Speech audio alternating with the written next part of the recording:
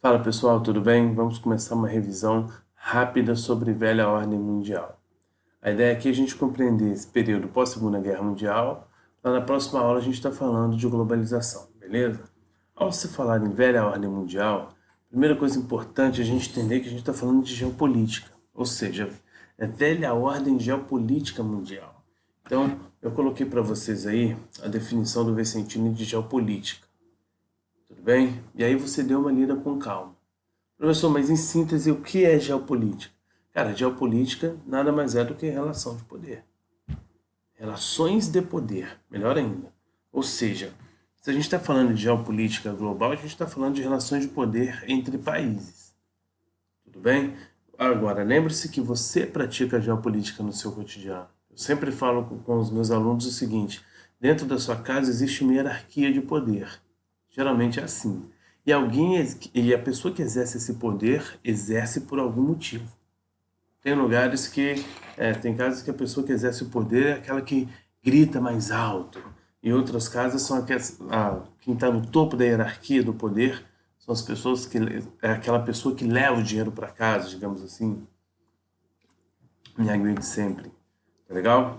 E como que funcionava a geopolítica do poder? Essa ideia do poder durante essa velha ordem mundial, que vai ser chamada de ordem bipolar. O que vai determinar o poder é a capacidade nuclear, a capacidade bélica, mais especificamente nuclear. Então a gente vai acabar tendo duas potências, Estados Unidos e União Soviética. Belezinha? Então, já que a gente está falando de velha ordem, a gente está falando da ordem bipolar, porque existiam duas potências materializadas nos Estados Unidos e na União Soviética. Isso no contexto de pós-Segunda Guerra Mundial. Pessoal, até a Segunda Guerra Mundial, quem era potência no mundo? Cara, a Europa Ocidental. Se a gente parar para analisar friamente, Inglaterra, França, Alemanha e Itália, as potências industriais. Desde a primeira Revolução Industrial, Inglaterra e França vêm exercendo vêm ocupando esse espaço de poder no que era chamado de mundo até então, beleza? E aí vieram vieram Alemanha, veio juntamente com a Itália, ameaçando essa estrutura de poder inglesa e francesa, tudo bem? Aí agora a gente entra num novo contexto. Agora eles saem de cena por conta da Segunda Guerra Mundial, eles saem enfraquecidos, a gente tem duas potências soerguindo nesse contexto geopolítico e com sistemas antagônicos. Então a gente cai nessa bipolaridade. Beleza? Pessoal, então, já que são potências antagônicas, são potências contrárias, então elas vão conflitar. E esse conflito vai ser intitulado de Guerra Fria. Fria porque elas não se enfrentaram diretamente, mas patrocinaram conflitos ao redor do mundo inteiro e você já sabe disso. Eu vou ter algumas definições de Guerra Fria. Olha só. Foi uma disputa pela superioridade mundial entre Estados Unidos e União Soviética após a Segunda Guerra Mundial. É a designação atribuída ao período histórico de disputas estratégicas e conflitos indiretos entre os Estados Unidos e a União Soviética. O que você tem que pegar de Guerra Fria? Cara, eu coloquei para você aqui palavras-chave, olha só. Conflito ideológico, capitalismo contra o socialismo, e você sabe as características de cada um. Você sabe que os Estados Unidos queria ampliar o capitalismo para o globo inteiro e a União Soviética queria expandir o socialismo para todo mundo. E aí é legal você parar aí, dar uma pausa no vídeo e pensar algumas características do capitalismo e outras do socialismo, tudo bem? Ah, professor, me lembrei algumas, vamos embora. Capitalismo, livre mercado, a gente vai ter aí o multipartidarismo, a gente vai ter todas as consequências negativas do capitalismo, por exemplo, desigualdade social, desemprego crescente, à medida que a tecnologia cresce, tudo bem? No socialismo, você tem o unipartidarismo, você não tem as pessoas vivendo em busca do dinheiro, em contrapartida você tem a ditadura, então é outra perspectiva de sociedade, belezinha? Professor, voltando às palavras-chave, a gente está aqui, ó. Intervenções em conflitos. Então eles vão intervir em conflitos no mundo inteiro. Pegue como exemplo aí, Guerra do Vietnã, Guerra do Afeganistão. Eles vão se aproximar, a União Soviética vai se aproximar de Cuba depois da Revolução Cubana. Ou seja, e a descolonização afroasiática também vai contar com participação das potências da Guerra Fria. Então, os países da África e da Ásia, que estão se livrando das potências, das antigas potências industriais da Europa, eles estão se tornando independentes, porém criando vínculos com essas potências da Guerra Fria. Então, o processo de independência de Ine Bandeira, digamos assim, beleza? É como se você fosse morar sozinho, olha que bacana, é como se você fosse morar sozinho vivendo de mesada, sacou? Então você é independente, você mora sozinho, mas você vive de mesada. Então, na verdade, você depende de alguém ainda. Então, volte aqui às palavras-chave: conflito ideológico, beleza, intervenções e conflitos e armas nucleares. Tudo bem? Não precisa decorar essas definições. Você sabe o que foi a Guerra Fria. Belezinha? Vamos seguir. Professor, instituições político-militares e econômicas surgidas durante a Guerra Fria. Então, vamos embora. Pensando na economia, a gente vai ter aqui os Estados Unidos criando o Plano Marshall e o Plano Colombo. O que são eles? Os dois são planos que visam injetar dinheiro nos países. O Plano Marshall na Europa Ocidental para que ela se mantenha capitalista, para que ela não sofra com o avanço soviético, para que ela não fique vulnerável. Tudo bem? Foram 14 bilhões de dólares na época. Se fosse hoje não, em 2018, seria equivalente a 100 bilhões de dólares. É muito dinheiro. E a União Soviética vai criar... Ah, perdão. Os Estados Unidos vão criar também o Plano Colombo. Tudo bem? Pessoal, o Plano Colombo é o plano que vai injetar dinheiro na Ásia. Mais especificamente no Japão e nos países que se tornarão... Países e territórios que se tornarão os tigres asiáticos. Você está falando de quem? Estou falando de Singapura, estou falando de Taiwan, estou falando de Hong Kong, estou falando de Coreia do Sul. Lembre-se que esses países, até a década de 50, população rural, semi-analfabeta, hoje são potências tecnológicas. Entende isso? Lembra da Hyundai, lembra da Kia, LG, Samsung, tudo isso é a Coreia do Sul. Que em 50 não era quase nada. Olha que assustador. É a força do dinheiro. Professor, bem investido, né? Voltando. Então, beleza, plano Marshall e plano Colombo. E aí eles foram cercando a União Soviética. E aí, falando em cercar a União Soviética, lembre-se do nome: cordão sanitário. Às vezes cai isso em prova. Qual a ideia desse cordão sanitário? É de frear o avanço soviético. Tudo bem? Por meio dessa associação econômica. Já a União Soviética vai criar o Comecon, Conselho Econômico de Conselho para Assistência Econômica Mútua. E aí eles vão conseguir expandir essa influência para o leste europeu e para algumas outras regiões do mundo. Belezinha até aqui? Então vamos seguir. Eu quero ficar em menos de 10 minutos. Professor, no plano político, a União Soviética vai criar o Cominform, o Escritório de Informações para Partidos Comunistas e Operários. E aqui eles vão decidir. Na verdade, a motivação dessa reunião foi definir se eles iriam ou não, se alguns países que adotavam o socialismo iriam ou não participar da reunião do Plano Marshall. Então eles começaram a se organizar. E os Estados Unidos vão criar a OTAN e a OTASE. A OTAN você conhece muito bem, a Organização do Tratado do Atlântico Norte, né, para blindar, ou seja, para blindar essa Europa Ocidental aqui de qualquer evento político-militar que venha da União Soviética. Então, uma vez que o país assina um acordo, os americanos estão dispostos a darem apoio em qualquer necessidade política e militar. Tudo bem? A OTASE tem o mesmo plano, tem o mesmo peso da OTAN, mas ela visa o Sudeste Asiático. Entende? E ainda pega a Austrália aqui na Oceania. Dê uma olhadinha. Beleza? Então eles se cercaram economicamente, depois se cercaram politicamente. Beleza? E militarmente, é óbvio. Professor, lindo. Características gerais da Guerra Fria. Você sabe?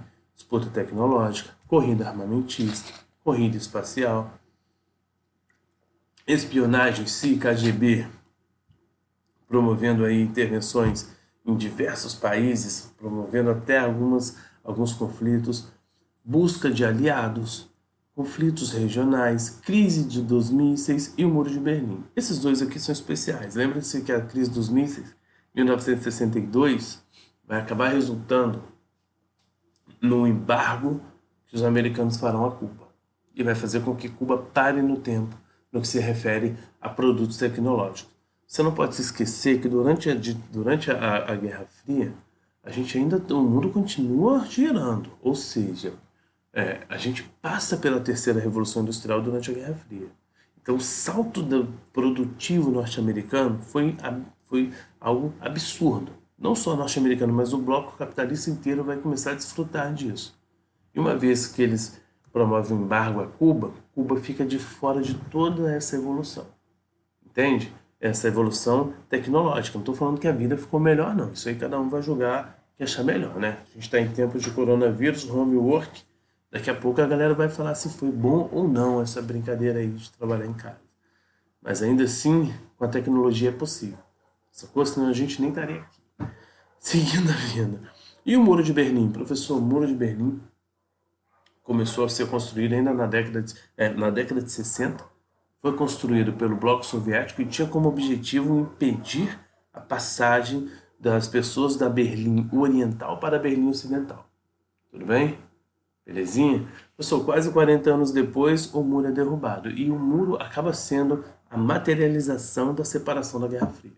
Ou seja, o muro é o símbolo da divisão entre as superpotências. Beleza? Lembre-se que ele só dividia a cidade de Berlim, tá?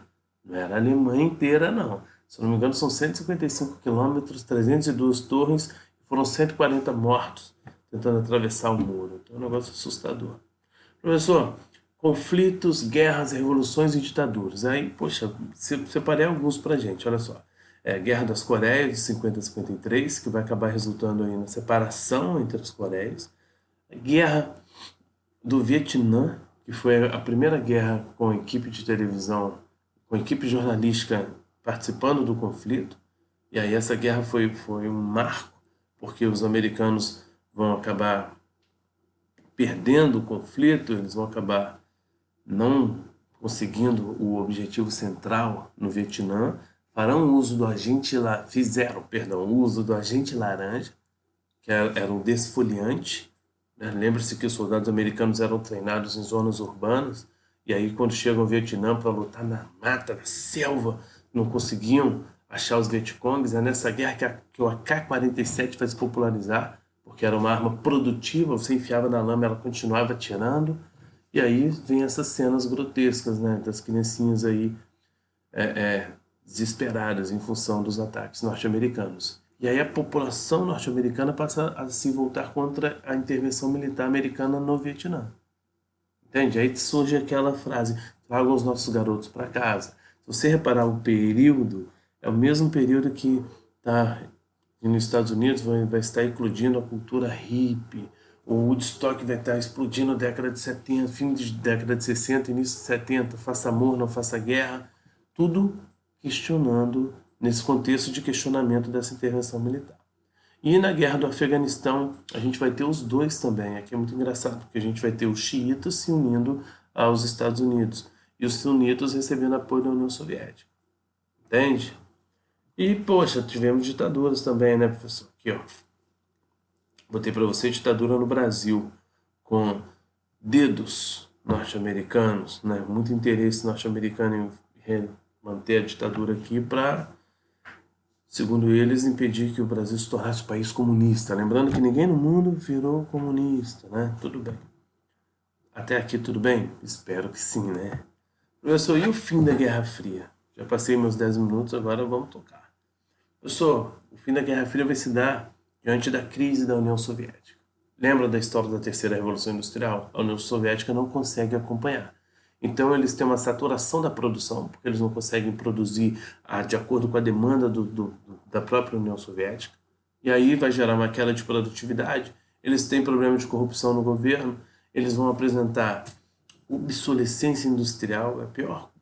É o pior cenário que você possa imaginar. Né? Sua indústria ficar atrasada tecnologicamente. E por que isso vai acontecer? Porque a União Soviética vai concentrar seus investimentos na indústria militar e na indústria aeroespacial.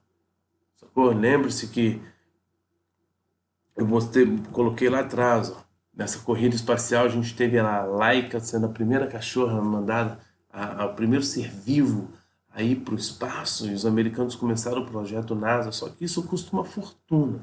Então, os soviéticos vão gastar muito dinheiro com isso.